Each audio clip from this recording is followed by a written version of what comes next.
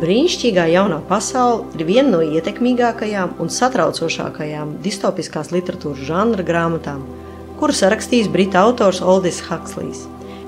Šī romāna galvenā doma balstās dziļā pārliecībā, ka tehnoloģijas ietekmē sociālo kontroli un ierobežo cilvēku brīvību, tādējādi askritizējot industriālā kapitālisma sabiedrību. Huxlejs rada nākotnes vīziju, kur cilvēks ir sasniegusi perfekciju virspusēji, bet ir zaudējusi savu brīvību un autentiskumu. Savā darbā autors mūs aicina pārdomāt laimes cenu un sociālās stabilitātes cenu. Romāns norisinās nākotnē, kur cilvēki dzīvo sabiedrībā, kas šķietami ir ideāli, balstīta uz ražošanu un patēriņu.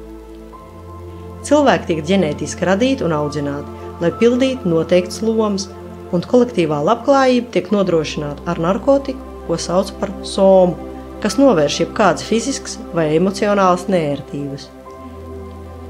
Šajā pasaulē laimes pamatā ir atteikšanās no individuālās brīvības, autentiskuma un kritiskās domāšanas.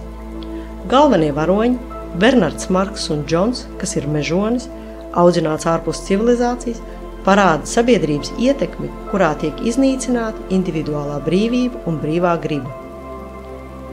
Salīdzinājums starp mežoņu rezervātu un civilizēto pasauli izgaismo šo sabiedrību pretrunas, kur miers un stabilitāte ir sasniegti, pazemojot cilvēku. Kad Huxlejs rakstīja brīnišķīgo jauno pasauli, pasaule piedzīvoja dziļas sociālās un ekonomiskās pārmaiņas, ko veicināja rūpnieciskā revolūcija un patēriņa sabiedrība. Psihoanalīze un biotehnoloģija izmantošana ietekmēja Huxleja redzējumu par nākotni, kurā sabiedrība kontrolē visus cilvēku dzīves aspektus. Huxlejs baidījās, ka šie spēki varētu iznīcināt cilvēku individualitāti un garīgo dzīvi. Lai gan brīnišķīgā jaunā pasaule tika uzrakstīta 1932. gadā, tās vēstījuma nozīme un aktualitāte ir spēkā arī mūsdienās, kad tehnoloģijas, automatizācija un ģenētiskā manipulācija ir klātesoša vairāk nekā jebkad agrāk. Huxleja romāns tiek iekļauts distopiskās literatūras žanrā, kas raksturo sabiedrības, kurās tiek veikta pilnīga cilvēku uzraudzība un kontrole. Šis žanrs parasti ietver ideju, ka cilvēki ir pakļauti totalitārai valdībai un kontrolei, un brīnišķīgā jaunā pasaule ir viens no šī žanra stūrakmeņiem. Tas ietilpst arī modernismu kustībā, kurai bija raksturīga kritiska attieksme pret mūsdienu sabiedrību, rūpnieciskajām revolūcijām un globalizāciju.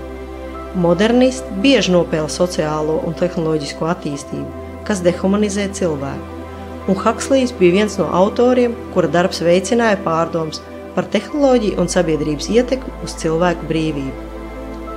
Huxlejs dalīja literāro telpu ar citiem savu laikmetu autoriem, piemēram, Džordža Orvela, kura darbi arī pievērsās sabiedrības apspiešanas un sociālās kontrolas tēmām.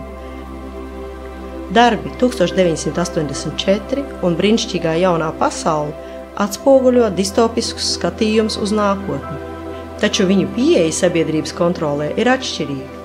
Džordžs Orvels rakstīja par totalitāru valdību, kas izmanto bailes un represijas.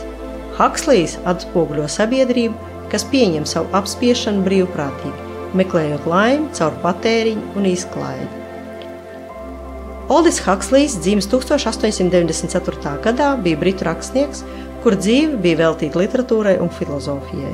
Viņš studēja Oksfordā, un autora vislabāk zināmais darbs ir brīnišķīgā jaunā pasaule, kuru viņš uzrakstīja dzīvodams Losandželosā.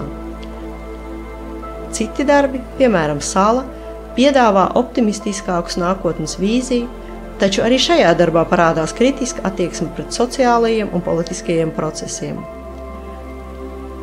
Huxleja bibliogrāfija ir bagāta un daudzveidīga, un viņa darbi tiek uzskatīti par 20. gadsimta sākuma literatūras un filozofijas pamatu. Romāns Brīnišķīgā jaunā pasaule ir viens no visvairāk tulkotajiem darbiem pasaulē, un joprojām tiek uzskatīts par būtiskāko darbu distopiskā literatūrā. Ja vēl neizlasījis Brīnišķīgo jauno pasauli, iesakām to izdarīt un iedziļināties dziļās sociālās, filozofiskās un politiskās pārdomās. Romāns joprojām ir viens no būtiskākajiem darbiem, kas ietekmē zināšanu un mākslas attīstību. Izbaudi šo audio grāmatu, kā arī daudzas citas grāmatas un podkāstus audiolasītavu.lv vai arī mūsu lietotnēs. Audiolasītavu, kur sāks visi stāsti.